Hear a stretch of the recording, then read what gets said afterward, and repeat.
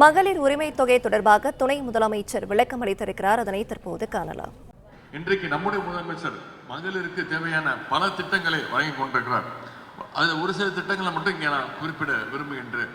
முதலமைச்சரான பிறகு முதல் கையெழுத்து பெண்களுக்கு அந்த விடியல் பயண திட்டத்தை கொடுத்தார். கிட்டத்தட்ட ஒவ்வொரு மகளிரும் மாதம் 1000 ரூபாய் வரைக்கும் அந்த திட்டத்தின் மூலம் சேமிக்கிறாங்க. அதே மாதிரி பெண்கள் வீட்டை விட்டு வெளில வரணும், பள்ளிக்கூடத்துக்கு போகணும், படிக்கணும்.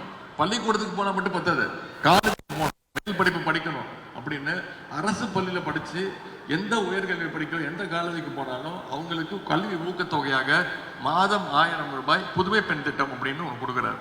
அது மட்டும் இல்லை, பல பெண்கள் காலையில் எந்திரிச்சு இப்போ குழந்தைங்களை பள்ளிக்கூடத்துக்கு அனுப்பணும், பசியோடு அனுப்பிச்சிடுவாங்க, சமைக்கிறதுக்கு நேரம் இருக்காது. ஆனால் இன்னைக்கு நம்முடைய தலைவர் அவர்கள் இந்தியாவிலேயே முதல் முறையாக முதலமைச்சர் காலை உணவு திட்டம் ஒன்று தொடங்கி ஒவ்வொரு நாளும் கிட்டத்தட்ட 20 லட்சம் குழந்தைங்களுக்கு காலை உணவு திட்டம் நம்முடைய முதலமைச்சர் செயல்படுத்திட்டு இருக்காங்க. அது மட்டும் இல்லை, எல்லாத்துக்கும் முத்தாய்ப்பாக கலைஞர் மகளிர் உரிமை தொகை திட்டம் தேர்தல் அறிக்கையில் சொன்ன ஒரு திட்டம்.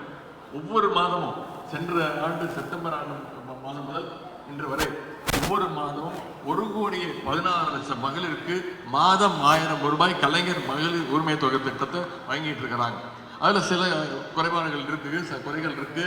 விரைவில் அதையும் சரி செய்யப்பட்டு அனைத்து தகுதியுள்ள அனைத்து மகளிருக்கும் அந்த கலைஞர் மகளிர் உரிமை தொகை திட்டம் வழங்கப்பட இருக்கின்றது. இதையெல்லாம் நீங்கள் மக்களிடத்துல கொண்டு போய் சேர்க்க வேண்டும்.